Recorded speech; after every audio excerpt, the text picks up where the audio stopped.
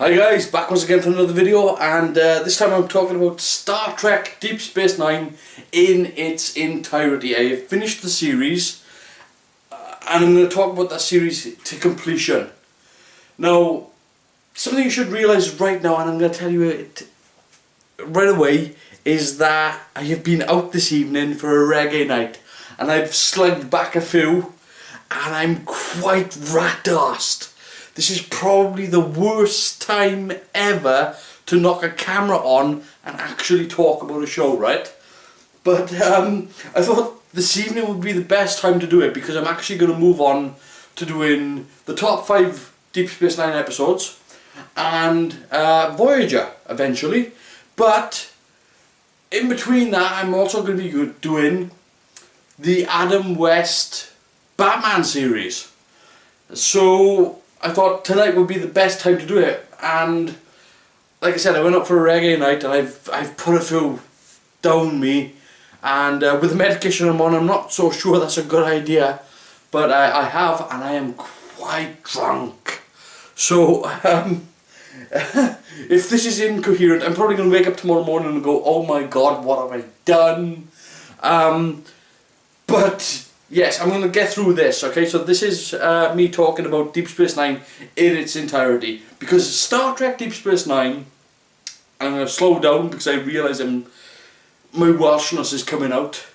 Star Trek Deep Space Nine is both the best Star Trek series ever made and the worst Star Trek series ever made.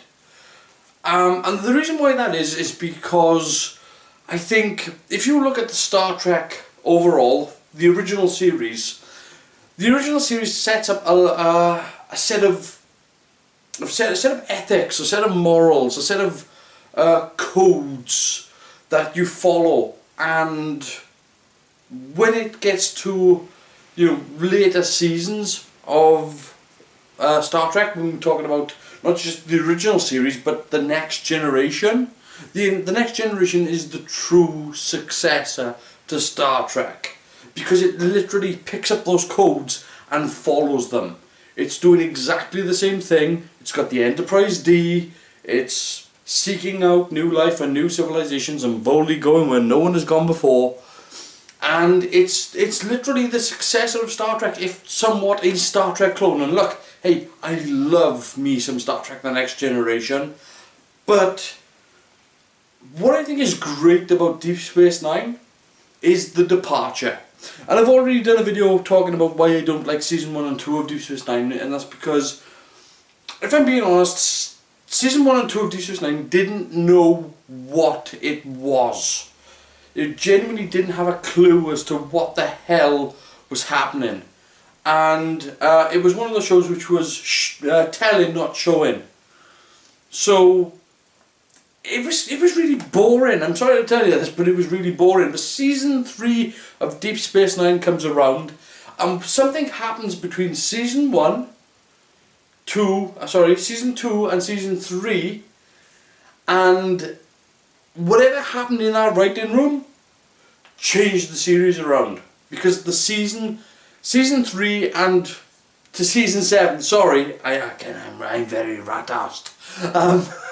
Season 3 to Season 7 really finds its feet and really knows what it is that it's doing. It has an identity and it punches forward with some serious gusto.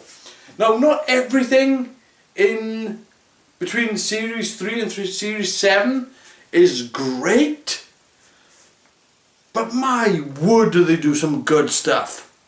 My word does Deep Space Nine delve into some good stuff. Now, it's not a clear silver lining in the cloud, because Series 3 to Series 7 is still a 90s Star Trek series. And the problem with a 90s Star Trek series is that I know a lot of people out there today would like a Blu-ray version of Deep Space Nine. I am one of those people that will actually sit back and go, do you know what? I don't think I want it. I think I'm happy with the DVD quality. There is something about the DVD quality of Deep Space Nine where this film of noise, this mist, is between us, the audience, and them, the actors. And I think if you were to remove that, if you were to make it crisp and clean, where you'd be able to see the seams of the makeup on the Cardassians, on the Bajorans, and to have all that film taken away, where there's this glow, this haze, this almost magic quality to the footage, whereby the deepest black is a dark charcoal, and if you were to remove that and recolor grade it and make it look as pristine as possible, where you could see the screws, see the seams, I think the series would actually lose something. I think I would rather have Deep Space Nine as it is. Because the show itself, let's be honest here, doesn't quite hold up. When it beams down to a planet, it's either Planet Hell, Bronson Canyon, or Vasquez Rocks. Let's be honest about this series. That's what it is. So having a series on Blu-ray where this series would be presented to us in pristine condition, with this veil of mist removed, where you can see every seam and every screw, and the series would show its cracks. And I'm not sure I want to see Deep Space Nine's crack, thank you very much. Christ, I shouldn't have had that last pint. But anyway, the point is here is that Deep Space Nine does some great things. And what Deep Space Nine does really, really well is that it separates itself from Star Trek. It separates itself from the other shows. You could remove the name Star Trek from Deep Space Nine and the series would stand up by itself, all on its own, and would say, hey look, we're taking this show in a new direction. And that's what it does. That's really genuinely what it does. You can remove the name Star Trek from Deep Space Nine because the show is good enough to. Now, again, I've got my flaws with Series 1 and Series 2 because literally it is a boring show. But Series 3 to Series 7, it makes some great... It makes some great episodes. And when I say it makes some great episodes, I mean it goes into places that other Star Trek wouldn't touch. Just like wouldn't go anywhere near. And what I find with Deep Space Nine is that I wish Deep Space Nine would have gone further. So there are flaws with Deep Space Nine. It's not a perfect series. For example, okay, there is an episode in Deep Space Nine where Miles O'Brien is abducted. He is prosecuted and he is tried, and the episode is fantastic, right? It is absolutely fantastic. He is sentenced to serve a 20-year life sentence, but it takes place over the course of 30 seconds. And after that episode happens, there is a second episode whereby he's dealing with the ramifications of what's happened, and there is a follow-up episode which deals with the end result of that episode. So it spans 3 episodes.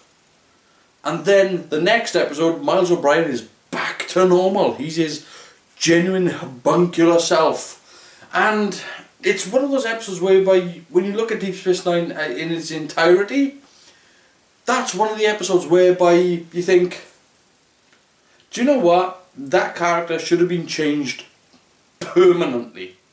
Just to the end of the show. That character should have been that way until the end of Deep Space Nine. That the homuncular self, and it is a problem with the 1990s style of writing, whereby Deep Space Nine actually reverts back to its original formula. And you know what I'm on about, whereby everything was episodic and everything was fine by the end of the episode, and the start of the next episode everybody was exactly the way they were. And it's a bit of a problem with 1990s writing. But, that being said, Deep Space Nine is a great show. So, as a Star Trek series that ignores the law and the ethics and the morals of the other shows that have gone before, it's its own thing. And Deep Space Nine is actually the show that says, hey, do you know what, we can set something in the Star Trek universe and it doesn't have to conform to all the rules and regulations that we have set up. Now, if Deep Space Nine does have a problem, I would say the problem with Deep Space Nine is the sentence, it's difficult to explain. Because this sentence haunts the show. Like, oh my God. Right the way throughout Deep Space Nine, that's all you get as an explanation. It's like, I have to go to Bajor. Why? It's difficult to explain. I have to go through the Gamma Quadrant. Why? It's difficult to explain. I need to join with the Great Link. Why? It's difficult to explain. That sentence haunts Deep Space Nine. Even into the last episode. The last episode, What You Leave Behind. Cisco is there, dancing with Cassidy Yates and all of a sudden it's like, I have to go to Bajor. Why? It's difficult to explain. We're into the last episode. What are you doing?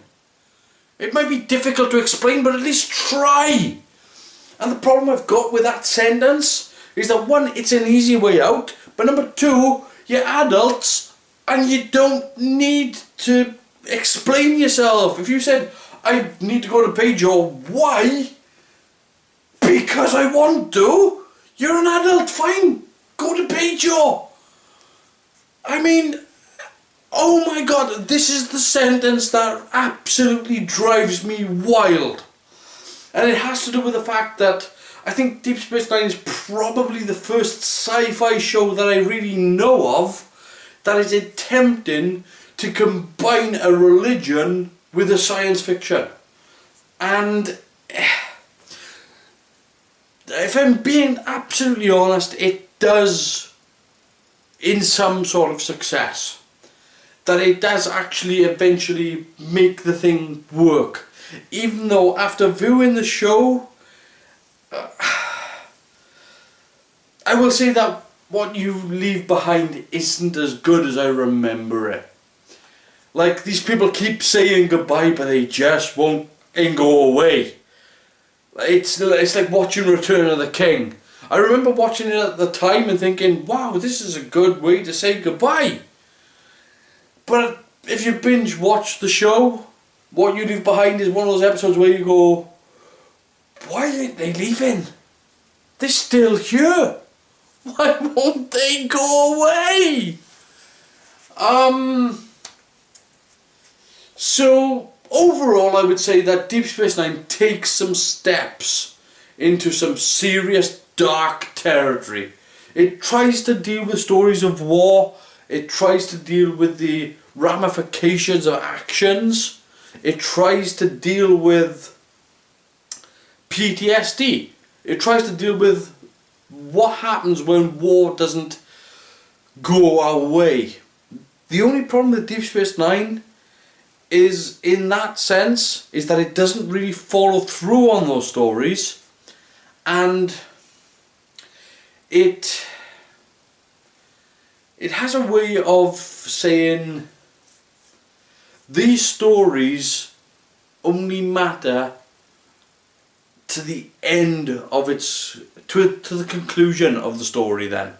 So once it's past that, everything's back to normal and everybody's jolly and hey, aren't we great being part of the Federation? And it does paint the Federation as the heroes and the victors and the side of right then. And it doesn't often turn around and say, hey look, what we're doing is wrong. And it doesn't really delve into those sort of territories. It tries to, but again, it only really happens across a period of, say, 1 or 2 episodes, and then everything is normalised out. But I think that's what Deep Space Nine is able to do well that no other Star Trek series could do.